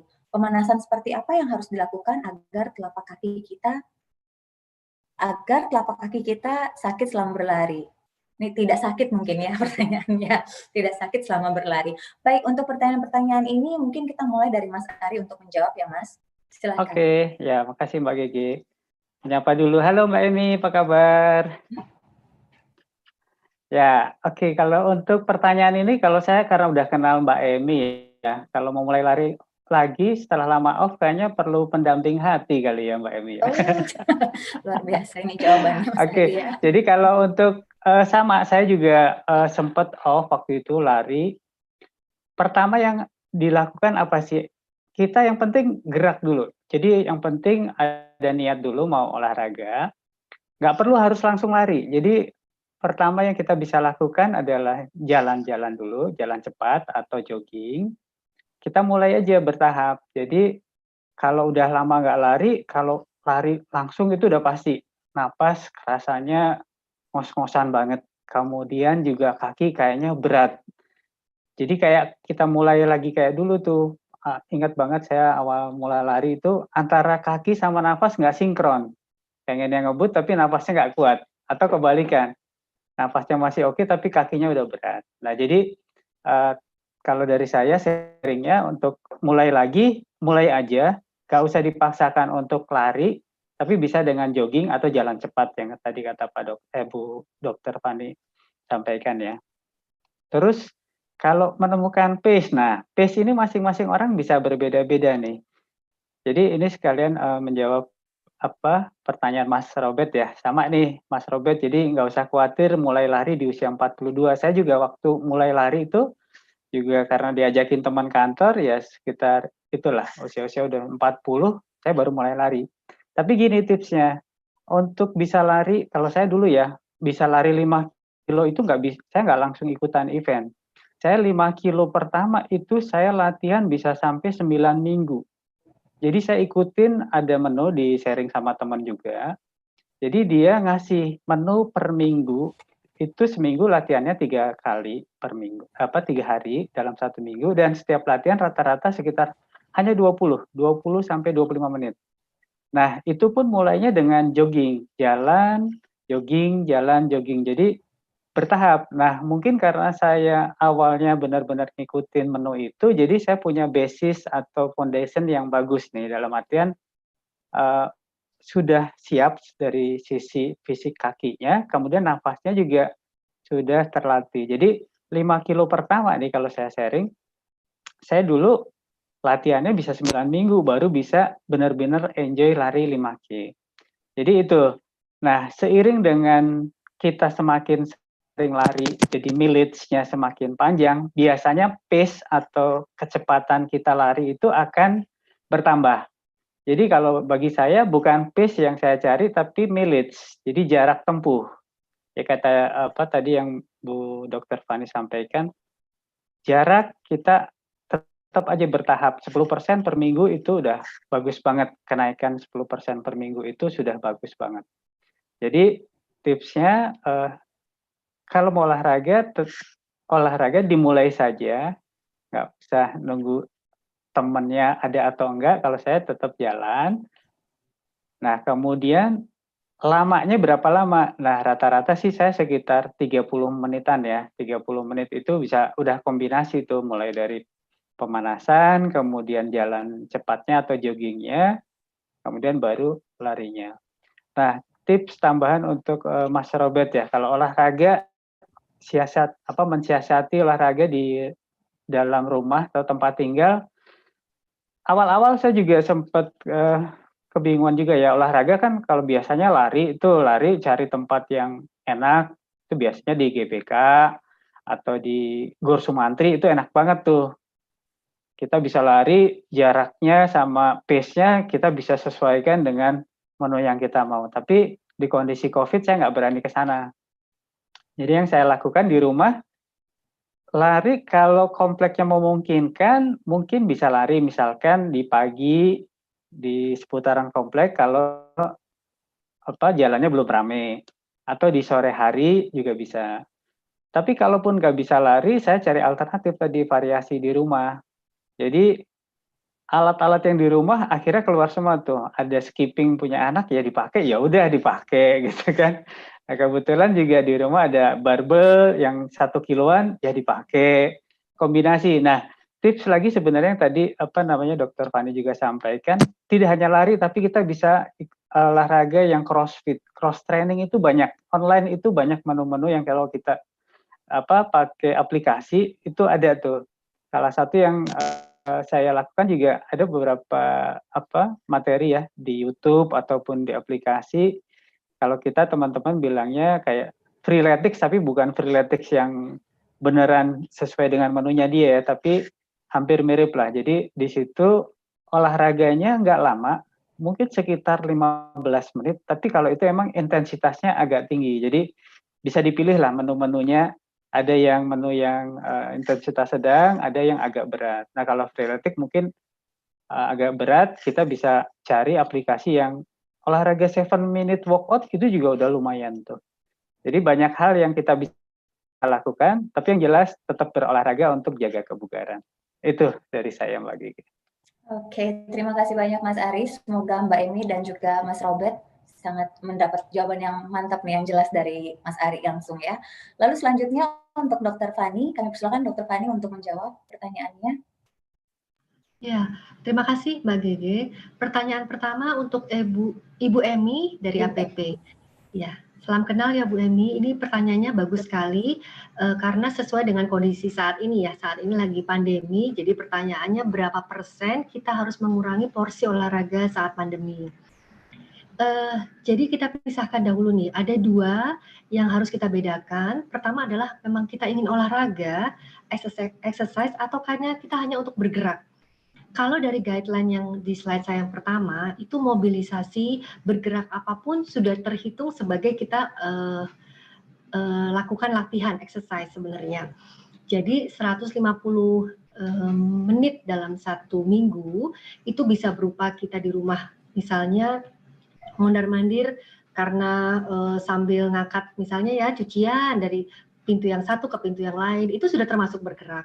Jadi yang penting kita tidak duduk saja. Itu 2,5 jam dalam 1 minggu itu sebaiknya sih tidak dikurangi. Itu yang terbaik untuk kita. Tetapi kalau kita bicara mengenai khusus untuk olahraga, sudah ditampilkan di slide-slide sebelumnya bahwa kalau memang kita harus olahraga, kita tidak mengurangi untuk porsi olahraganya, tetapi bagaimana kita melakukan preventif terhadap pandemi ini. Jadi tadi hindari kerumunan misalnya. Kalau kita mau berolahraga jangan terlalu banyak orang, pakailah masker di luar rumah. Kemudian jangan lupa selalu mencuci tangan pada waktu kita masuk ke rumah. Jadi sebaiknya tidak berpikir untuk bagaimana kita mengurangi jumlah olahraga atau jumlah menit olahraga, tetapi lebih ke arah preventifnya. Dan olahraga yang misalnya kita tetap tidak mau untuk keluar rumah banyak-banyak, tetap kita bisa dalam rumah, seperti berkebun tadi, atau bergerak dari satu ruangan ke ruangan yang lain, atau kalau yang masih punya anak kecil misalnya ada menggendong kemudian sambil berdiri, itu juga sudah bergerak. Kemudian pertanyaan kedua ya Mbak Gege, untuk ya dari Mas Kikit nih Mbak. Mas Kikit, dokter, ya. sorry. Iya. Mas Kikit, salam kenal juga. Ini tinggi badan 174 cm dengan berat badan 94 kg. Ya, apakah olahraga lari cocok dilakukan? Kalau kita bicaranya lari, selalu punya kita stepping, apalagi untuk mungkin beberapa kondisi yang memang memerlukan pergerakan atau intensitasnya bertambah secara perlahan. Kalau apakah cocok dilakukan, sebenarnya tidak ada jawaban tidak cocok. Jadi kita harus mulai dari yang terendah. Tadi dikatakan 20 menit, kemudian sambil dilakukan apa kalau memang bermasalah dengan ada osteofit, artinya ini mungkin pengapuran pada lutut. Kita juga mencari jenis olahraga yang tidak banyak berbeban pada lutut, seperti sepeda statik atau bersepeda, atau yang ringan saja seperti jogging ringan, ya. Nanti kalau misalnya sudah ada kolam renang banyak dibuka, itu pun berenang baik untuk orang-orang yang lututnya harus menghindari beban. Ya. Jadi solusi dan olahraga apa yang cocok? Ya, untuk awal adalah olahraga yang tidak banyak berbeban pada lutut. Saya sampaikan seperti sepeda, sambil kita mencoba mencari titik di mana kita akan mulai bergejala. Misalnya saya kalau cuma jalan 20 menit dengan sepatu tertentu yang enak, itu tidak ada keluhan. Itu tetap harus dilakukan. Ya, karena tetap kembali lagi pada prinsip utama, kita harus banyak bergerak. Jadi juga boleh dipandu dengan mungkin penurunan berat badan, jika ini salah satu kendala, mungkin diet yang harus dilakukan ada yang tertentu. Oke, mungkin ini cukup Mas Kikit, pertanyaannya baik sekali karena kasus seperti ini tidak cuma satu di poli saya. Banyak sekali kasus kondisi yang memang ada cedera di lutut tapi ingin kembali ke olahraga. Ya. Pertanyaan ketiga dari Mbak Lili. Lili dari Bank Sinarmas. Saya sering kali saat lari telapak kaki terasa sakit. Oke. Ini adalah salah satu cedera yang paling sering terjadi pada pelari, tetapi jangan salah, kasus ini pada waktu saya hamil pun saya naik sampai 20 kilo. Itu saya juga sakit di telapak kakinya. Karena begitu berat badan kita bertambah, kaki kita itu lebih mudah untuk cedera karena bebannya lebih tinggi. Apalagi kalau kita lari atau berjalan atau bergerak, satu, sepatunya tidak nyaman. Kedua, cara lari itu tadi dikatakan ada pelatihnya khusus, ya akan diperlihatkan lagi apakah memang pada saat berlari itu banyak sekali impact di tumit. Saat ini dianjurkan kalau misalnya memang sering cedera atau sakit di tumit, barangkali kita banyak lari jangan langsung menapak di tumit, jadi gerakannya itu tidak begini, tapi tapaklah di bagian mid kaki, ya. Jadi ada perbaikan dari pola kita lari atau cara training kita untuk lari. Satu lagi kemudian pemilihan sepatu, ada banyak sekali sepatu khusus untuk lari yang dibuat untuk orang-orang yang memang cedera tumit. Kalau dalam istilah kedokterannya ini kita sebut sebagai plantar fasciitis. Plantar itu kaki, fasciitis itu radang pada fasianya. Kemudian jika memang memerlukan tindakan dari kedokteran, biasanya di bagian rehab medik kita bisa lakukan beberapa alat seperti dipanaskan, di laser. Yang paling penting untuk sementara pasti istirahat. Kemudian evaluasi berat badan, evaluasi sepatu, itu yang bisa kita lakukan. Kebanyakan kalau memang baru awal ini biasanya membaik dengan cukup memuaskan sih. Ya, Bu Lilis, mungkin itu saja pertanyaan berikut ya, Bu. Baik, terima kasih Dr. Fani penjelasannya. Lalu kita masuk ke sesi 2 nih ya Dok. Masih ada pertanyaan juga untuk Dr. Fani. Hari ini banyak sekali teman-teman yang ingin bertanya karena kehadiran Dr. Fani nih ditunggu-tunggu juga oleh kita semua yang ada di sini. Oke, yang pertama moderator lebih asik dilihat kayaknya daripada saya. Enggak lah Dok, dokter yang dinanti-nanti nih. Kita bacakan dulu ya pertanyaannya Dok. Sebentar, yang pertama dari Dipo, Sinarmas Agribusiness dan Food. Saat lari, seberapa aman pada kondisi saat ini dengan menggunakan masker terus-menerus? Yang kedua, Susan Sinarmas Land, tips melatih pernafasan yang teratur pada saat lari. Yang ketiga, Wim Sinarmas Mining, jam berapa waktu terbaik untuk lari pagi, terutama sehubungan dengan kabar sinar matahari bisa membunuh virus COVID-19? Sudah dijawab dalam presentasi Dr. Fani tadi ya. Yang keempat, Meli Putranti, saya sebelumnya runner, namun saya memiliki historical HNP yang kumatan dan cedera lutut kanan. Kadang saya masih suka memaksakan diri untuk lari kecil, tapi sekarang tidak sekuat dulu nafasnya. Nah, dokter mungkin boleh dibantu untuk dijawab kembali, dokter, pertanyaan-pertanyaannya?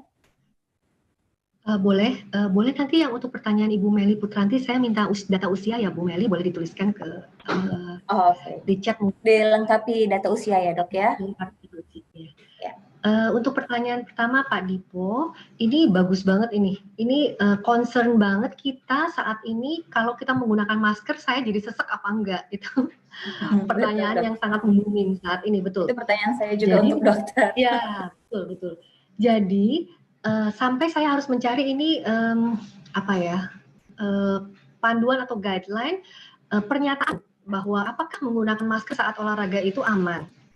Jadi dikatakan bahwa kalau kita melakukan olahraganya adalah intensitas moderate, jadi intensitas moderate adalah tadi, kalau saya bisa lari sambil ngobrol, saya bisa lari sambil ketawa, atau saya bisa lari sambil dengerin headphone terus ikut nyanyi, nah itu masih moderate. Nah, itu masker tidak berarti akan menimbulkan sesak karena akumulasi dari karbon dioksida, sama sekali tidak. Jadi jangan takut. Tetapi kalau kita melakukan aktivitas yang lebih berat, memang hati-hati untuk pemakaian masker. Tetapi kan zaman saat ini, saya rasa untuk running di luar itu semua pasti dengan moderate intensity. Jadi penggunaan masker jangan khawatir, tidak menimbulkan kesesakan karena akumulasi dari karbon dioksida. Justru saya lebih khawatir karbon dioksida yang terjadi karena waktu kita larinya sore misalnya itu dari mobil, dari motor. Nah itu bagus juga tuh kita pakai masker sebenarnya karena kita menghindari terhirup dari asap pembuangan dari mobil, ya. Kemudian yang kedua, Ibu Susan, tips melatih pernapasan yang teratur pada saat lari. Terima kasih Bu Susan, ini juga pertanyaan yang menggelitik, sebenarnya bisa jadi poin sendiri. Sebenarnya pada waktu exercise apapun adalah kita menarik napas itu dan kemudian membuang napas. Membuang napas itu adalah pada saat kita melakukan kontraksi. Ya, jadi kalau kita ada lakukan strength training seperti angkat barbel, pada waktu kita mengangkat itu kita harus menghembuskan nafas, ya. Tetapi pada waktu kita lari, kita kan tidak bisa bedakan nih apakah ini kita harus lari atau ini adalah kegiatan exercise yang strength training atau memang kita harus buang atau harus tarik nafas. Tetapi pada prinsipnya kita usahakan kita menarik nafas menggunakan hidung, kemudian seperti rasakan udara masuk ke paru-paru, kemudian kita membuang, usahakan membuangnya juga menggunakan otot perut yang kita kontraksikan.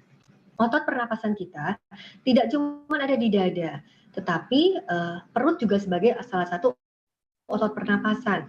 Makanya kalau ada batuk-batuk pernah nggak perutnya kram? Ya, karena memang batuk itu pasti pakai otot perut. Jadi memang otot perut itu jangan salah, otot perut itu juga otot pernapasan. Kalau otot perutnya misalnya tidak terlatih, otot perutnya besar atau ke depan, itu biasanya memang napasnya jadi lebih susah, ya. Tapi usahakan pada waktu kita mulai dari jalan awal latihan, kita bernapas seperti biasa sih sebenarnya, tidak ada panduan khusus ya. Tetap kemudian kita meningkatkan intensitas latihan, tetap kita bernapas dengan biasa. Tarik napas lewat hidung, buanglah usahakan lewat perut, mengalir ke dada, baru dibuang lewat mulut. Ya. Kemudian yang ketiga dari Bapak Wim ya, Sinarmas Mining dari Pak Wim. Jam berapa yang terbaik untuk lari? Ini memang sudah dijawab dalam presentasi saya, tetapi memang saya setuju ini. Salah satu kebaikan dari pagi hari adalah sekarang berjemur ya, istilahnya itu memang membunuh virus COVID-19 dan satu lagi menambah jumlah vitamin D yang ada di tubuh kita. Jadi memang isunya saat ini adalah berjemur dan vitamin D. Vitamin D itu tidak hanya untuk tulang, tapi juga untuk massa otot kita. Kalau vitamin D kita cukup, kita nggak gampang lelah, nggak gampang sakit. Nggak gampang sakit dalam artian sakit otot ya, nggak gampang pegel, nggak gampang cedera ya. Jadi memang vitamin D didapat dari matahari itu salah satu juga cukup. Kalau memang terbiasa untuk lari pagi, silakan. Kalau memang mendapatkan sinar matahari itu sekitar 7:30, 8:30, 9, itu juga boleh. Tetapi kalau yang tadi dari slide saya memang disampaikan kalau memang ingin larinya jarak jauh, lebih kuat, suhu tubuhnya lebih lebih tinggi, yaitu lebih dianjurkan untuk sore. Tetapi kembali lagi kepada kita mana yang terbaik untuk kita. Oke. Satu lagi yang terakhir, pertanyaannya.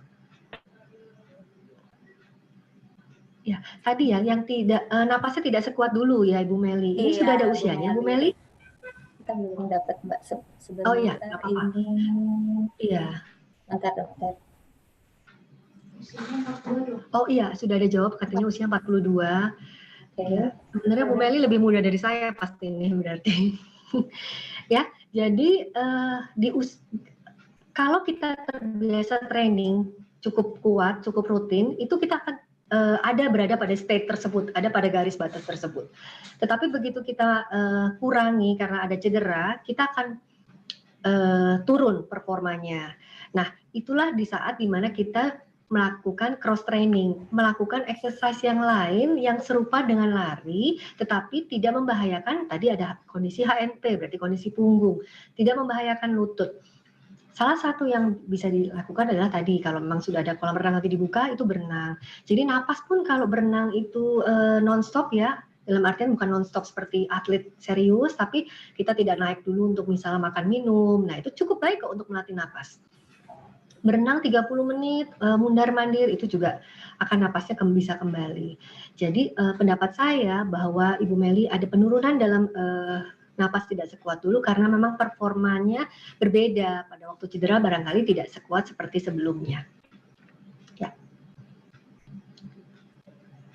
Baik, terima kasih dokter penjelasannya. Ya. Oke, kita lanjut lagi ke sesi ketiga Mbak Ade. Apa masih ada pertanyaan dari teman-teman semua yang di sini?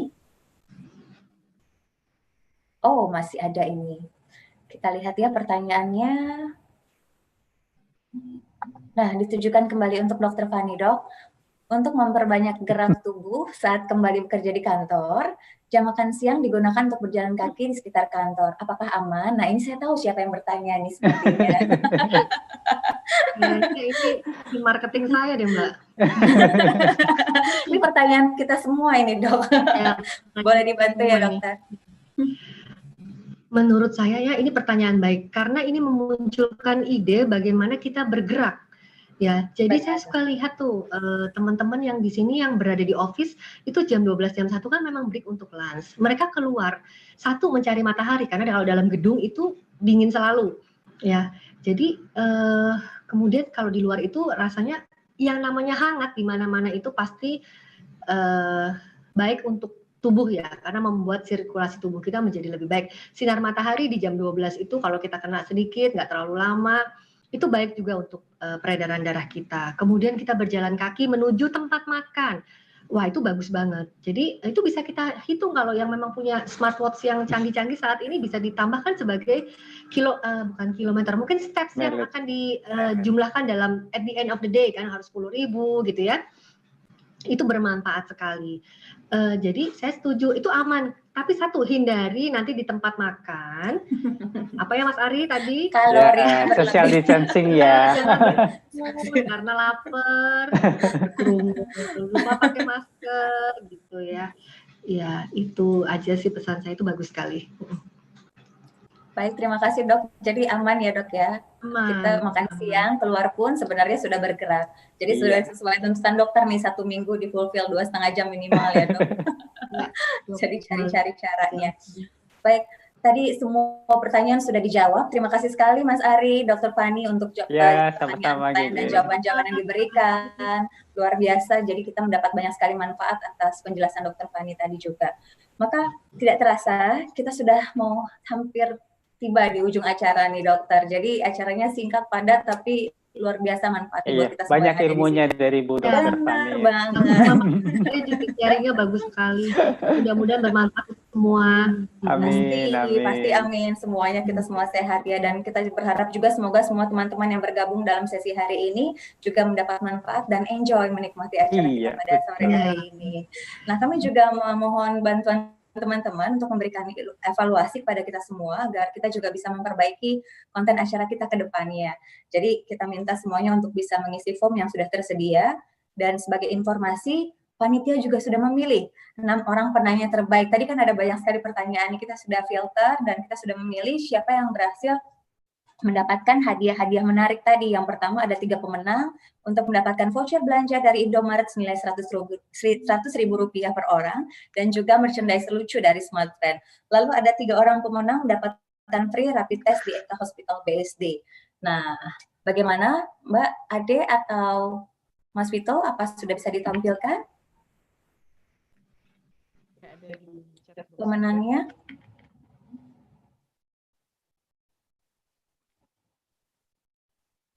Oh iya, di chatbox sudah Nah, ada. ini biasanya ada background lagu nih ya, dan pemenangnya ada. Biasa announce ya, Pak Gege. Biasanya ada fanfare nih. Dan pemenangnya adalah untuk 3 voucher belanja. Yang pertama ada Mas Dipo, lalu ada Mbak Emi, kita beri tepuk tangan untuk Mbak Emi, selamat. Dan juga Mas Robert akan mendapatkan hadiah voucher belanja 100.000 dan juga merchandise cantik dari Smartfren. Dan juga untuk pemenang rapid test dari Eka Hospital BSD ada Mbak Liliana, Mbak Susan, dan Mbak Meli Putranti. Selamat kepada para pemenang. Panitia akan menghubungi masing-masing dari pemenang yang sudah kita sebutkan tadi. Terima kasih banyak. Akhir kata, saya GG dan kami semua yang ada di sini, Mas Ari, Dr. Fani, terima kasih banyak atas waktu dan kehadirannya, dan sampai jumpa di Smile Online selanjutnya. Salam sehat selalu. Salam sehat semuanya. Terima kasih. Ya. Terima kasih. Terima kasih Dr. Fani. Ya, terima kasih Mbak Ade. Terima kasih semua. Terima kasih. Terima kasih semuanya. Jika mau menyalakan videonya, boleh dinyalakan videonya. Kalau yang mau ambil fotonya Dr. Fani sambil pensiun juga boleh. Mbak Ade, hadiahnya nggak bisa ditukar jodoh, Mbak Ade? Cocok nih. Pertanyaan terakhir biar itu rajin olahraganya lagi ya, Mbak Emi ya. Oh, Mbak Emi, ampun Mbak Emi hit sekali loh Mbak Emi ini. Tolong dinyalain semua videonya ya teman-teman. Foto bareng-bareng. Kita bisa foto bareng sama Dr. Fani dan Mas Ari yang hits banget nih hari ini dengan kostum runnernya. Saya khawatir habis ini turun langsung lari nih Dr. Fani. Soalnya tadi dokter bilang sore hari waktu yang tepat. Sore lebih bagus ya ternyata ya. Makanya nih semangat nih. Makin semangat. Terima kasih banyak ya Dr. Fani. Ya, terima kasih sama-sama. Kita ini dulu ya. Halo Mas Ayib. Kelihatan. Ada siapa aja nih teman-teman kita? Mas Ayib Ipo, ada ya? Mas Robert dapat vouchernya. Aku selamat. ini ya, hitung ya. 1, 2, 3. Boleh dibuka semua videonya ya teman-teman yang ada di sini semua. Ada malu-malu. Iya, Mbak Yumi mana nih? Jangan malu-malu. Ada siapa nih? Wah, Mas Ayib. Halo Ayib. Oke, 1, 2, 3. Terima kasih. Sampai ketemu semuanya. Terima kasih semuanya.